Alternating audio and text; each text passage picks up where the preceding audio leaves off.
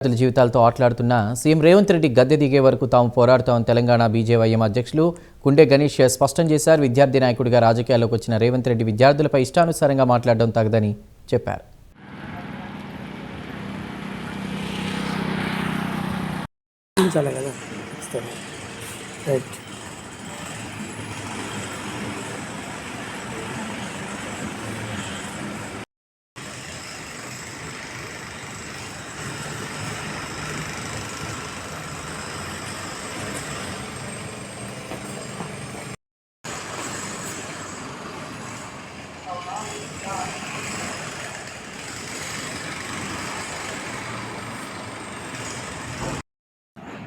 తెలంగాణ రాష్ట్రంలో కాంగ్రెస్ వస్తే మా జీవితాలు బాగుపడతాయి, కాంగ్రెస్ వస్తే నిధులు వస్తాయి, నియామకాలు వస్తాయని ఈరోజు తెలంగాణ విద్యార్థులు ఈరోజు ఆశించి భంగపడ్డారని చెప్తా ఉన్నా.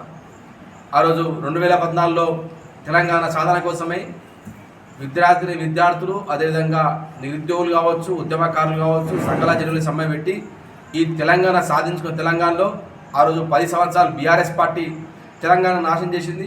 ఇప్పుడు 2.5 సంవత్సరాల నుంచి కాంగ్రెస్ పార్టీ తెలంగాణ వ్యాపారస్తులు కావచ్చు, ఉద్యోగస్తులు కావచ్చు, నిరుద్యోగులు కావచ్చు, విద్యార్థులు కావచ్చు, రైతులు కావచ్చు, మహిళలు కావచ్చు, ఈ తెలంగాణ రాష్ట్రంలో సంతోషంగా లేనిటువంటి వర్గమే లేదని చెప్తా ఉన్నాను. నేను ఎందుకు చెప్తా ఉన్నానంటే ఈ రాహుల్ బాబా హైదరాబాద్కి వచ్చి పెద్ద హామీలు ఇచ్చిండు. మేము అధికారంలోకి వస్తే 2 లక్షల ఉద్యోగాలని చెప్పిండు, 4,000 నిరుద్యోగ వృత్తి అని చెప్పిండు, 10 లక్షల వడ్డీ లేని రుణాలని చెప్పిండు, యువ వికాస్ కార్డు కింద విద్యార్థులకు 5 లక్షల రూపాయల రుణాలని చెప్పిండు. ఈరోజు ఒక ఉద్యోగం కాదు, ఒక నిరుద్యోగ వృత్తి కాదు, ఈరోజు విద్యార్థులను నిరుద్యోగులను మోసం చేసిన పార్టీ ఏదైనా ఉందంటే అది కేవలం కాంగ్రెస్ పార్టీ అని చెప్తా ఉన్నాను. అంతేకాకుండా మన ఢిల్లీలో మాట్లాడినటువంటి రాహుల్ గాంధీ, అదే రాహుల్ గాంధీని ఈరోజు హైదరాబాద్కి ఆహ్వానిస్తారు. రాహుల్ గాంధీ, ఈ తెలంగాణ రాష్ట్రంలో నువ్వైతే అధికారం రాకముందు ఏవైతే హామీలు ఇచ్చినావో ఆ హామీల గురించి నువ్వు ఫస్ట్ జవాబు ఇవ్వాలి. ఈరోజు తెలంగాణ రాష్ట్ర శాఖ తరఫున అదేవిధంగా ఈ యొక్క ధర్మపురులను రాహుల్ బాబాను ప్రశ్నిస్తా ఉన్నా. అదేవిధంగా ఇదే రేవంత్ రెడ్డి అధికారం రాకముందు ఏవైతే హామీలు ఇచ్చిండో ఆ హామీలు మాటెరుగు ఈరోజు ఉన్నటువంటి హామీలు కావచ్చు, స్కాలర్షిప్లు కావచ్చు, ఫీజు రిమెంబర్మెంట్ కావచ్చు, 15,000 కోట్ల రూపాయల యొక్క ఫీజులు బకాయిలు ఈరోజు తెలంగాణలో నుండి విద్యార్థి లోకమంతా ఆయన రోడ్లపైకి వచ్చి కొట్లాడుతూ ఉంటే ఈ రేవంత్ రెడ్డి నిమ్మకు నిరంతరం వ్యవహరిస్తూ ఉన్నాడు. ఈరోజు కాలేజ్ యాజమాన్యాలు విద్యార్థులు డిగ్రీ అయిపోయిన తర్వాత, బీటెక్ అయిపోయిన తర్వాత సర్టిఫికేట్ల కోసం పోతే పైసలు ఇచ్చి సర్టిఫికేట్ తీసుకుపోతున్నారు. లక్షల ఫీజులు ఈరోజు మధ్యతరగతి ప్రజలు ఏ విధంగా భరిస్తారని ఈరోజు రేవంత్ రెడ్డి ప్రశ్నిస్తా ఉన్నారు. ఒకవైపు కాలేజ్ యజమానులతో విద్యార్థులు బాధపడతా ఉన్నారు, ఒకవైపు ఈ ప్రభుత్వం డబ్బులు విడుదల చేయక ఈరోజు మధ్యలో నలుపుతున్న వ్యక్తులు ఎవరన్నారంటే కేవలం విద్యార్థులు, నిరుద్యోగులు అని చెప్తా ఉన్నారు. అదే విద్యార్థులు ఈ కాంగ్రెస్ మీద పోరాటం చేయడానికి ముందుకు వస్తూ ఉన్నారు.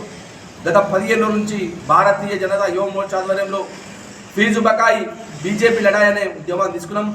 ఉద్యమంలో భాగంగా ప్రతి కాలేజ్ క్యాంపస్కి వెళ్ళి విద్యార్థులతో ముఖాముఖి మాట్లాడి వారికి రావాల్సిన ఫీజు బకాయి కావచ్చు, స్కాలర్షిప్లు కావచ్చు, ఫీజు రిమెంబర్మెంట్ కావచ్చు వెంటనే విడుదల చేయాలని రాష్ట్ర ప్రభుత్వాన్ని డిమాండ్ చేస్తూ ఉంటే ఇప్పటి వరకు కూడా రేవంత్ రెడ్డి దానికి జవాబిస్తలేదు.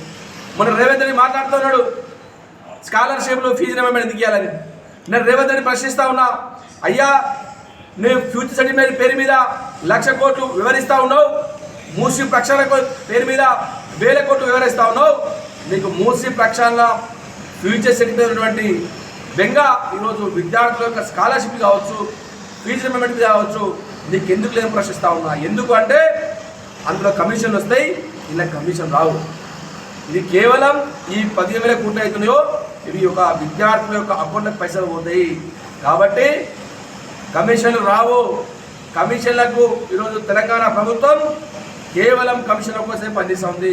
అయ్యా రేవంత్ రెడ్డి, నీ కమిషన్లు కావాలి కదా, మేము భారతీయ జనతా యువ మోర్చా తెలంగాణ వ్యాప్తంగా భిక్షాటన చేసి నీ కమిషన్ ఇస్తాం, మా విద్యార్థుల యొక్క పైసలు మా విద్యార్థుల యొక్క అకౌంట్లే అని ఈరోజు రేవంత్ రెడ్డి ప్రశ్నిస్తా ఉన్నా.